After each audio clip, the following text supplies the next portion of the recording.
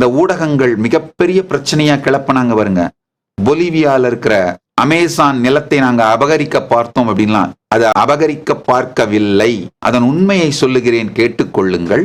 பல நாடுகளில் இந்த பூர்வீக குடிமக்கள் மிகவும் வறுமையில் இருப்பதனால் பல்வேறு கார்ப்பரேட் கம்பெனிஸ் அவர்கள் வறுமையை உபயோகப்படுத்தி அவர்களுக்கு பணம் கொடுத்து காட்டை அழித்து மைனிங் பண்றது, டிஃபாரஸ்டேஷன் மற்றும் மைனிங், இது போன்ற கொடுமைகள் மூலமாக இயற்கையை அழிக்கிறார்கள்.